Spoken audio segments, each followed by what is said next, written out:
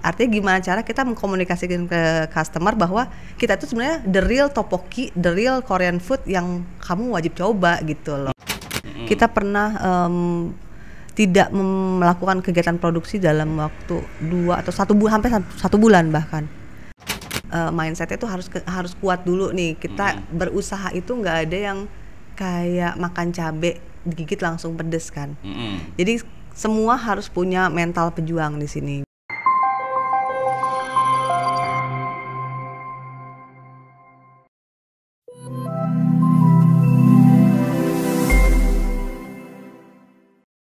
Halo, assalamualaikum. Apa kabar sahabat Ipol? Senang saya Timur Arif kembali hadir menyapa Anda dalam acara podcast Bincang si Ipol.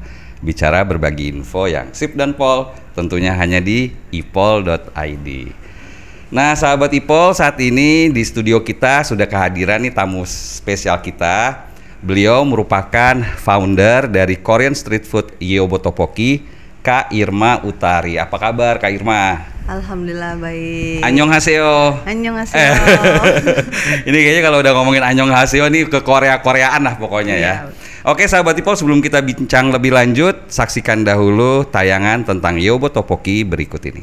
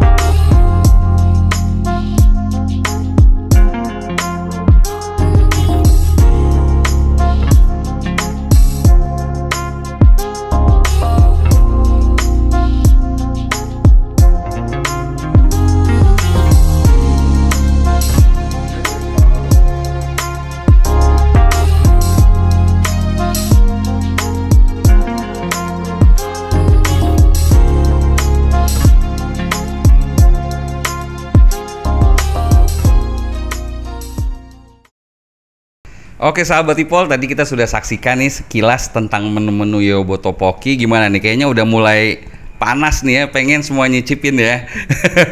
Nah ini Kak Irma, kalau boleh tahu nih sebetulnya sejarahnya dulu nih Yeobo Tteokbokki gimana sih berdirinya di Indonesia, inspirasinya dari mana nih Kak? Oh oke. Terima kasih sebelumnya ya dikasih kesempatan untuk datang ke sini.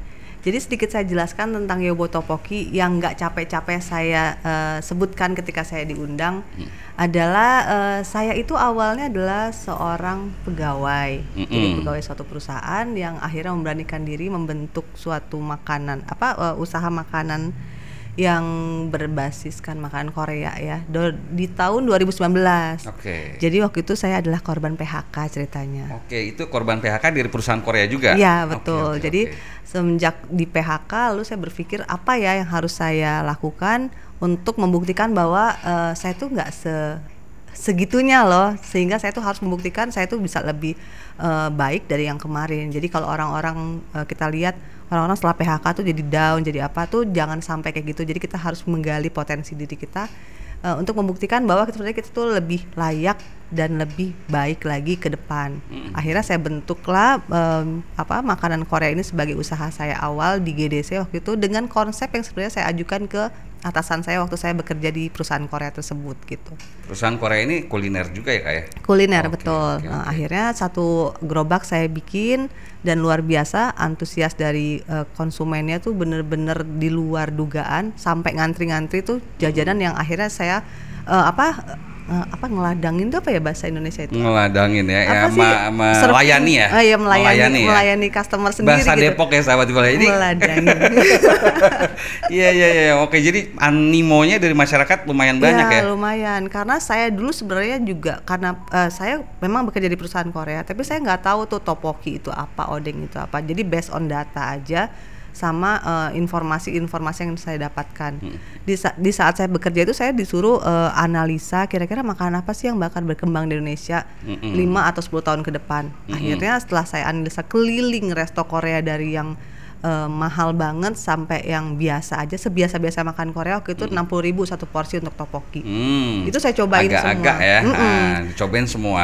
Dari hasil survei itu apa tuh ketemunya waktu itu? Akhirnya kepikiran lah gimana kalau saya bikin makanan Korea yang porsiannya pas, harganya juga cocok di kantong sama rasanya itu bisa diterima sama kita. Karena saya sebenarnya nggak suka makan Korea awalnya ya. Sampai akhirnya saya create bumbu, create rasa yang bisa pas dengan customer tuh benar-benar makan waktu yang agak cukup lama, tapi akhirnya alhamdulillah sampai sekarang kita masih bisa jualan setelah 5 tahun gitu. Aduh, ini luar biasa banget, inspirasi bagi kaum rebahan sama kaum Gen Z ya, yang kan kebanyakan mereka nggak suka nih jadi karyawan yang 9 to 5 ya kan, yang hidupnya itu terkekang. Ini harus terjun nih ke startup seperti ini ya Kak ya? Betul, startup. Nah, tantangannya sendiri apa nih Kak setelah dari perusahaan Korea kemudian Kakak coba mendirikan Yobo Tteokbokki ini? Ada tantangan-tantangan apakah sehingga Kakak bisa bertahan sampai sekarang nih? Oke. Kalau bicara dari awal 2019, tantangannya pasti gimana cara kita memasyarakatkan, mengumumkan gimana ya? Mensosialisasikan tteokbokki itu ke customer. Jadi orang tuh masih bingung, tteokbokki itu apa sih? Oh, kita bilang rice cake, lontong maksudnya gitu kan. Jadi itu mensosialisasikan tteokbokki tadi nggak mudah sebenarnya. Kita mesti banyak pendekatan, kita mesti banyak komunikasi melalui digital dan lain-lain, sampai akhirnya sekarang di 2 tahun terakhir kemarin itu banyak banget brand UMKM yang rame-rame bikin tteokbokki. Nah itu sebenarnya kita di sana kita berpikir apa mungkin usaha kita itu udah mulai berhasil ya.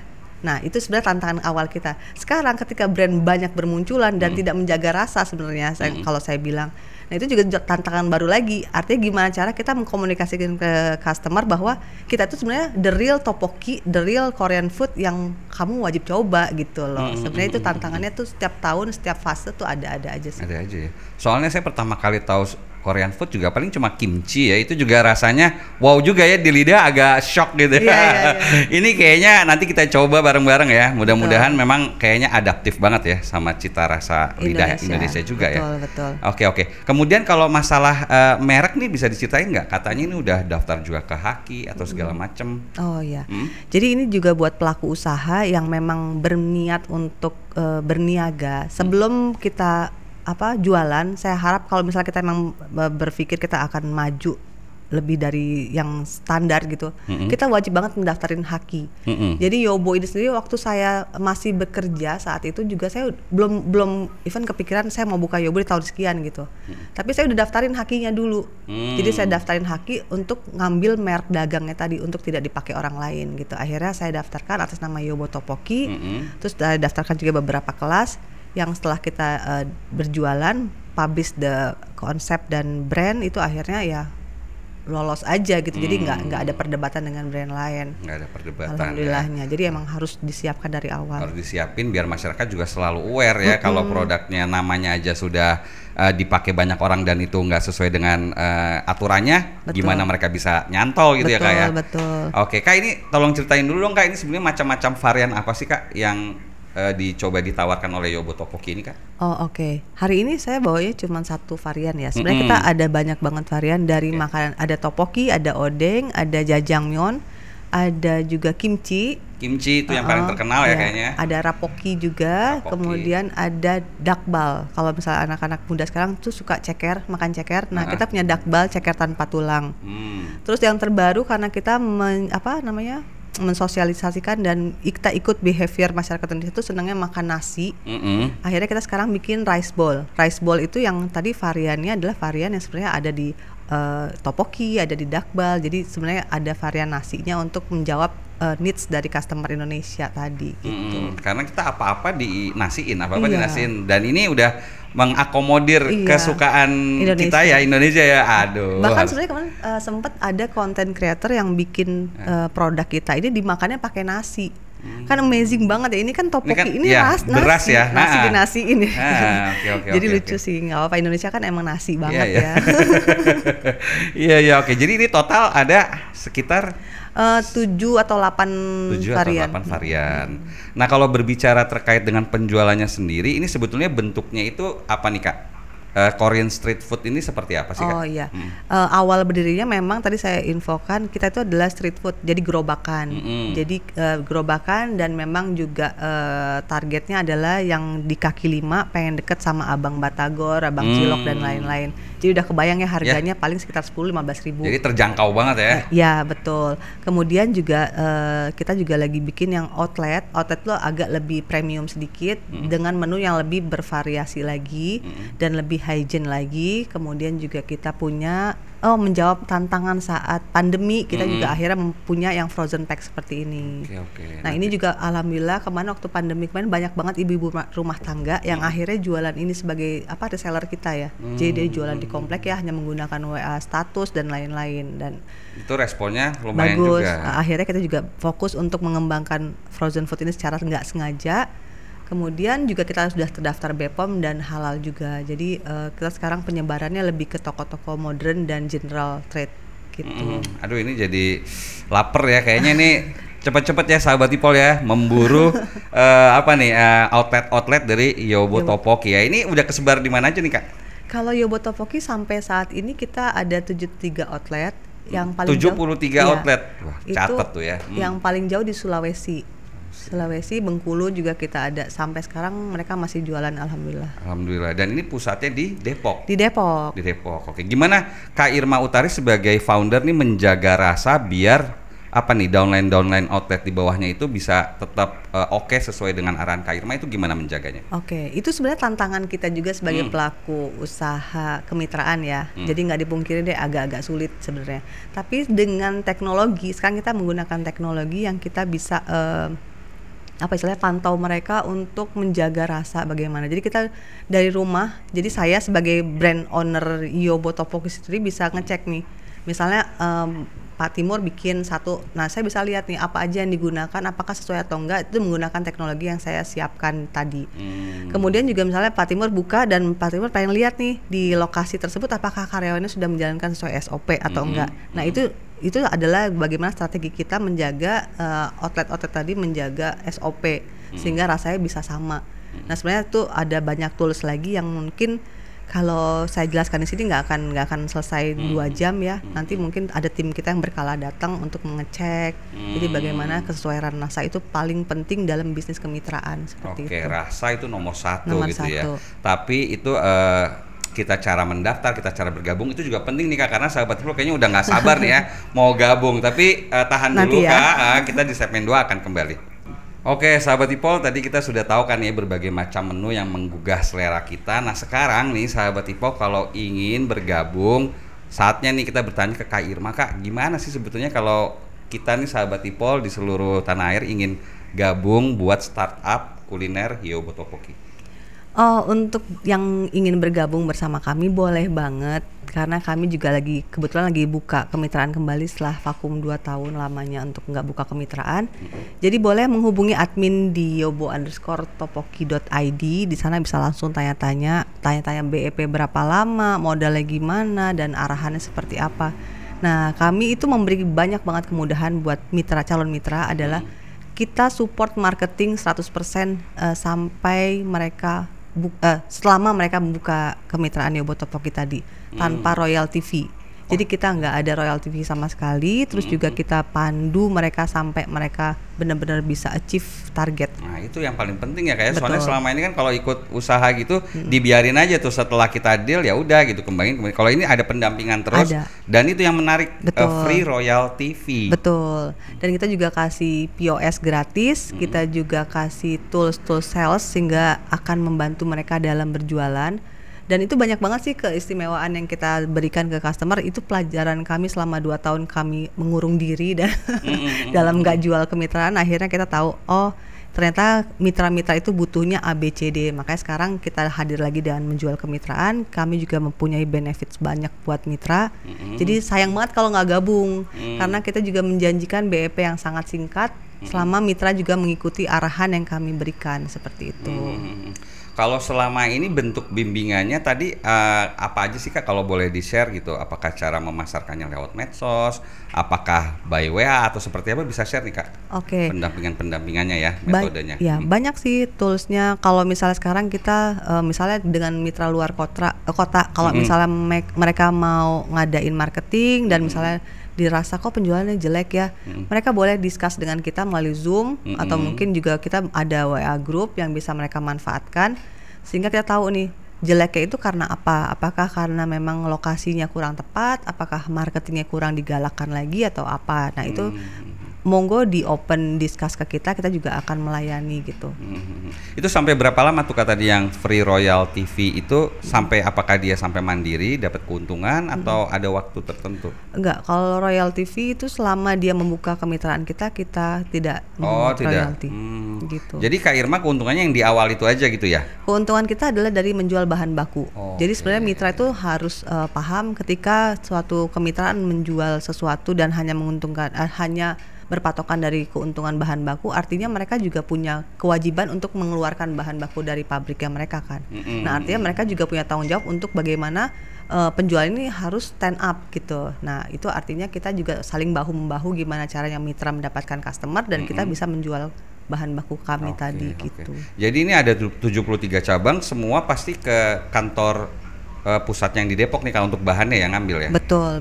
Dan itu apa, distribusi by ekspedisi aja? Ekspedisi. Kita kerjasama dengan beberapa ekspedisi yang nggak usah disebutin ya namanya, karena nggak sponsor juga. Ya? Gitu. Oke, dan itu pasti bisa menjaga mutunya ya Kak. Gimana nih Kak rasa biar menjaga itu tadi seperti apa Kak? Di internal Kakak sendiri ya, di istilahnya apa nih? Kitchennya ya? Iya, kalau kitchen kan kita juga udah ada SOP-nya, nggak bisa dilanggar dan memang itu udah baku, nggak bisa sama sekali. Dari cara pencucian pun kita ada SOP-nya. Jadi harusnya tidak ada perubahan rasa dari sisi kitchennya tadi gitu. Untuk pengiriman juga kita udah review beberapa R&D juga untuk bagaimana ini nyampe ke customer kita dalam keadaan fresh gitu. Dan bahan baku yang kita produksi itu bisa tahan hingga 1 tahun dalam freezer. Kayak gini nih, yang di ini bisa 1 tahun ya? 1 tahun di freezer gitu. Dan kita tidak menggunakan bahan pengawet sama sekali. Itu gitu. yang penting ya, jadi biar cerdas juga ya. Betul. Masyarakat Indonesia ya. Jadi pokoknya bagi sahabat Ipol yang ingin segera gabung, pokoknya jangan khawatir, semua tetap fresh, dikirim sampai tempat, bahkan ke Papua sekalipun ya, dari Merauke. Papua enggak sih? Oh Papua masih belum nih ya. Tapi ngomong-ngomong cita-cita nih berarti akan menasional ya ke depannya. Betul. Pengennya menasional. Artinya kalau misalnya kita udah tadi sampai ke Papua, kita udah harus punya center kitchen di area dekat-dekat Papua. Di Indonesia Timur lah ya, misalkan di Makassar atau di mana. Kita doain semua ya Kak ya. Oke, tapi terkait dengan pandemi tadi nih Kak, kalau kita balik flashback, ini sebetulnya banyak inspirasi baru ya dari pandemi, bisa diceritain nggak sih Kak? Iya, jadi usaha mana sih yang nggak mengalami pahit waktu pandemi ya, semua kita ngalamin kan, termasuk Yobo juga sangat berdampak tuh. Kita pernah tidak melakukan kegiatan produksi dalam waktu 2 atau 1 bulan, hampir 1 bulan bahkan. Vakum bener-bener? Vakum, karena kan pembatasan lokasi, nggak boleh jualan, terus bahan baku nggak keluar karena nggak ada request dari mitra. Akhirnya terus saya kebingungan gimana cara ini karyawan harus tetap produksi kan, karena ketika dia tidur-tiduran kan kita juga nggak mungkin terus ngebiayain tanpa ada profit kan. Akhirnya ya udah, ini yang isi freezer tadi penuh banget itu kita packing, kita bikin kemasan frozen food yang dipasarkan melalui online waktu itu. Jadi online. Yang belum kepikiran sebelumnya itu ya. Itu nanti akan kita fokuskan, tapi nanti beberapa tahun ke depan.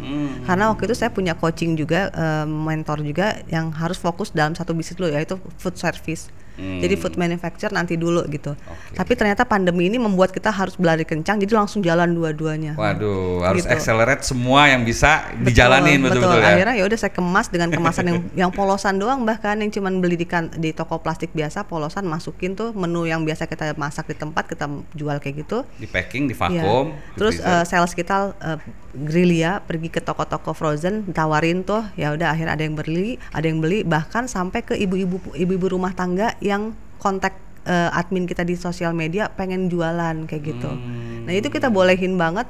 Akhirnya ya dari sana geraknya, jadi dari seller ada, dari toko-toko frozen ada, yang akhirnya terciptalah kemasan yang lebih proper sekarang kayak gitu. Jadi bisa jadi inspirasi juga ibu rumah tangga untuk Iya, menjual seperti ini ya. betul. Itu semua gara-gara pandemi ya. Jadi Pandemi. malah kalau nggak pandemi nggak seperti itu ya. Iya, walaupun sakit ternyata ada pelajarannya ya. Berarti Kak, kalau misalkan kita ingin gabung, itu sebetulnya mindset apa dulu sih Kak yang pertama harus dipegang untuk bisa startup ikut gabung ke sini Kak? Oke, nah itu tadi mindsetnya tuh harus kuat dulu nih. Kita berusaha itu nggak ada yang kayak makan cabe digigit langsung pedes kan. Jadi semua harus punya mental pejuang di sini. Jadi artinya jualan itu emang pasang surut. Nah ketika surut kita harus bisa bareng-bareng gimana caranya untuk naikin lagi. Nah itu mentalnya harus dikuatin dulu. Jangan ketika mengalami penurunan terus langsung drop, langsung nggak mau berjuang lagi. Itu Jangan salah. lemah ya jadi orang ya. Betul, harus mindsetnya harus kuat dulu, harus dulu. struggle, harus daya juangnya tinggi. Betul. Yang kedua mungkin apa Kak? Yang perlu di apa sih, itu aja sih palingan, karena kalau bicara modal sih Yobo tuh Nah, itu modal, fleksibel. fleksibel banget. Kalau kamu adanya seperti apa, bagaimana tuh bisa discuss ke kita. Even misalnya dia ibu rumah tangga, saya modalnya nggak kuat nih, misalnya mau bikin tuh, silakan beli yang frozen food, bisa jualan melalui paket yang WhatsApp. ecer kayak gini Iya, bisa. atau nanti Oke. mungkin dia mau beli seperti ini, terus nanti dia create dengan masakan dia, dengan menambahkan jamur, atau terus dia bikin cateringan rumah tangga, itu monggo gitu. Kita discuss aja gitu. Selama dia tidak menggunakan brand lain, tapi menggunakan bahan baku Yobo, sebenarnya itu nggak masalah sih. Kalau gitu Kak, sekarang sedikit Kak spill harga dong Kak, kalau mau gabung kira-kira franchise-nya berapa rupiah, kemudian dari yang terkecil ini untuk ibu rumah tangga yang ingin jadi reseller kembali itu butuh modalnya berapa sih Kak? Oke, untuk kemitraan ini sebenarnya kalau yang gerobakan itu kita ada harga yang 43 juta. Itu sebenarnya gerobak generasi kita yang kelima, itu udah cakep banget. Oke. Itu kalau lihat displaynya tuh bagaimana kita menghadirkan ala-ala resto Korea tapi digerobakan. Jadi kita bisa lihat semua menu-menu tteokbokki, odeng dan lainnya di gerobak tadi. Tadi benefitnya apa berarti dengan 43 juta dapat gerobak yang Dapat udah gerobak oke yang itu. Oke, kemudian dapat pelatihan langsung di lapangan, terus kemudian juga dapat POS gratis. Dapat juga marketing activity, dapat banyak sih, banyak banget benefitnya. Nanti chat ke pasti admin. ada ya, chat ke Amin ya, di IG juga bisa ya. Iya, Oke. intinya banyak banget, dan kita memang tidak akan melepaskan mitra kita begitu aja gitu. Itu dari yang 43 juta. Kalau yang beli eceran seperti ini untuk reseller juga oke ya? Gimana? Oke banget. Nah, ini cukup beli 20 piece itu bisa langsung jadi reseller kita. Dengan harga nanti juga tanya ke admin ya detailnya, nanti ada. Silakan ya, langsung cek pokoknya seluruh media sosial dari Yobo Tteokbokki tadi, termasuk yang .com-nya tadi ya. Oke, iya. Dan khusus di IPOL hari ini saya juga udah siapin harga khusus nih untuk IPOL. Waduh. Jadi kita buka kemitraan dengan harga 7.500.000. Wah gila, itu terjangkau banget ya Kak ya? Terjangkau banget. Itu kenapa bisa berbeda? Entar juga silahkan tanya ke admin. Jadi pembeda dengan 43 dan 73 dengan 7 juta pasti ada, tapi khusus untuk IPOL kita keluarin yang 7.500.000 tadi. Sebenarnya kita nggak jual tuh yang 7,5. Langsung ya, catat ya sahabat Gitu. IPOL ya. Langsung berburu, buka semua ya seluruh saluran medsos dari Yobo Tteokbokki. Oke sahabat IPOL, tadi mungkin sudah mencatat ya, siap-siap kita serbu nih ya Yobo Tteokbokki untuk bisa memulai startup kita. Tapi Kak, sebetulnya sebelum kita jauh lebih lanjut membincangkan hal itu, sebetulnya kenapa Kakak memilih Yobo Tteokbokki ini seperti street food ya Kak ya? Alasannya apa nih, nggak langsung outlet yang besar gitu Kak? Oh oke. Tadi kenapa masih street food dulu? Karena saya sadari itu saya pribadi ya, saya bikin usaha tuh berkaca di saya pribadi tuh. Saya itu seneng banget jajan di kaki lima. Saya itu paling males mesti jajan yang masuk ke mall atau jalan jauh cuman untuk membeli satu produk gitu, kayak males banget gitu. Makanya akhirnya saya tercetus bagaimana ini Yobo Tteokbokki ini harus lebih dekat ke customer saya gitu loh. Karena dengan mereka cukup drive thru atau misalnya dia parkir di suatu tempat terus langsung kulineran, sesimpel itulah pengennya. Dan juga saya pengen menyajikan harga yang sangat terjangkau. Kalau saya awalnya langsung masuk ke kayak outlet atau bahkan di mall atau bahkan di suatu tempat yang mewah, itu kayaknya untuk market saya sendiri kurang tepat. Karena yang saya pengen sasar di sini adalah market yang lebih masif gitu loh. Lebih semua orang bisa, segmennya jadi lebih luas. betul, gitu ya. Jadi siapapun yang mungkin pulang dari kantor berhenti sebentar untuk beli untuk istri atau anaknya, itu yang pengen saya sasar, yang saya target saya sebenarnya. Dan terbukti sekarang di beberapa tempat kita adalah bapak-bapak yang masih pakai baju kantor berhenti sebentar, ini istri saya nitipnya seperti ini. Nah itu kayak seneng banget ya.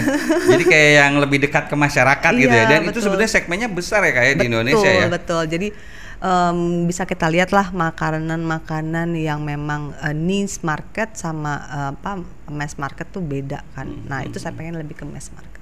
Oke, berarti kalau ngomongin seperti itu, cita-cita Kak Irma sendiri untuk Yobo Tteokbokki apa sih Kak sebelumnya ke depan? Kalau boleh punya mimpi ya. Punya dong, kita pasti semua punya mimpi kan. Makanya banyakin tidur. Oh enggak ya. Jangan dong, rebahan terus ya, nggak baik. Iya, katanya kan kalau mau punya mimpi harus tidur kan. Oh iya, salah itu ya. Sedangkan pengusaha kurang tidurnya loh. Gitu ya Pak ya. Jadi kalau saya tuh mimpinya adalah bagaimana membawa Yobo Tteokbokki ini pulang kampung ke Korea sebenarnya. Itu mimpi sederhana saya yang mungkin insya Allah masih terus kita jalanin dan kita terus tekunin. Alhamdulillah sampai hari ini kita baru kirim barang kita ke Australia. Luar biasa, Australia ya. Sebenarnya sih memang belum ditarget kita ke Korea, tapi ya segitu juga alhamdulillah lah, dengan kerja sama tim akhirnya bisa gitu. Ini impian gak hanya Kak Irma aja sih, seluruh rakyat Indonesia mendukung karena kita udah banyak serangan dari K-pop itu Kak. Jadi kita harus menyerang balik Korea ya. Suatu saat nih mudah-mudahan Yobo Tteokbokki dari Depok bisa mendunia ya. Betul. Keren loh. Jadi pengennya gitu nih, apaan ya kok unik banget kok Yobo Tteokbokki bahkan malah dari Indonesia tuh pengennya kayak gitu sih. Dengan Yobo sendiri ini artinya apa sih Kak? Apa coba? Ada yang tahu? Ada yang tahu? Sebetulnya saya udah riset sih, tapi coba Kak Irma sendiri aja deh. Yobo itu artinya sayangku. Sayangku, oke. Love ya. Love. Gitu ya. Jadi banyak yang terkecoh juga. Sebenarnya kalau misalnya banyak yang nyimpen nama saya Irma Yobo Nahlo ya. Tidak paksaan ya, bukan paksaan ya sebenarnya. Cuman emang pengennya lebih dekat ke customernya Korea itu. Mereka tuh lebih senang yang unyu-unyu gitu, ya kan, yang lucu-lucuan, yang sayang-sayangan. Makanya ada Chagia, ada Yobo, dan kita lebih pengennya Yobo, karena Yobo itu arahannya lebih ke hubungan yang serius. Jadi kalau Chagia itu sayangku biasa, kalau Yobo tuh lebih ke kayak suami istri gitu. Oke. Jadi ada makna tersendiri ya dari Yobo ini. Betul ternyata dong. Ya itu penuh makna dan itu merupakan doa gitu ya Kak. Doa.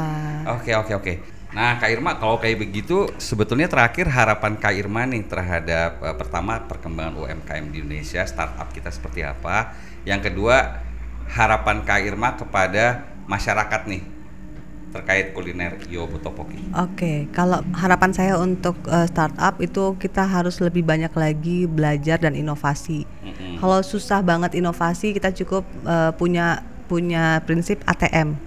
Amati, tiru, modifikasi. Keren. Udah cukup itu, nanti kita kembangin sesuai dengan passionnya kita, itu aja sih. Untuk harapan konsumen sendiri, saya berharap mulai cintai produk-produk lokal aja, karena nggak jauh keren produk lokal kita, mulai dari makanan, fashion dan lainnya tuh keren-keren semua. Bahkan diakui dunia loh bahwa produk Indonesia tuh keren banget. Iya betul, dan jangan insecure dulu ya. Kalau udah kenal produk lokal terus kayaknya nggak oke gitu. Ini terbukti Yobo Tteokbokki walaupun Korea tapi tetap cita rasanya juga ada sesuai selera kita ya. Betul, karena yang paham kita tuh sebenarnya kita sendiri kan. Gitu. Oke Kak Irma, terima kasih nih sudah meluangkan waktunya nih untuk sahabat Ipol di pagi ini. Oke, salam buat karyawan, sukses dan mudah-mudahan selalu berkembang usahanya. Amin. Terima kasih sekali lagi Ipol, sukses juga. Thank you Kak Irma. Kalau gitu sahabat Ipol, terima kasih telah menemani kita hingga saat ini. Sebetulnya masih banyak yang ingin kita bincangkan, tapi waktu juga yang membatasi pertemuan kita kali ini. Semoga bermanfaat dan selalu memberi inspirasi. Terakhir jangan lupa untuk subscribe, like, share, dan komen YouTube si Ipol serta update selalu berita-berita terkini dengan follow akun media sosial ipol.id. Terakhir, ingat pesan Bang Ipol, investasi materi memang penting, tapi investasi leher ke atas jauh lebih penting dan cerdas. Akhirnya saya Timur Arif beserta tim produksi Bincang si Ipol pamit undur diri. Salam sehat selalu dan wassalam. Wassalam. Ansa Hapnida. Ansa Hamida.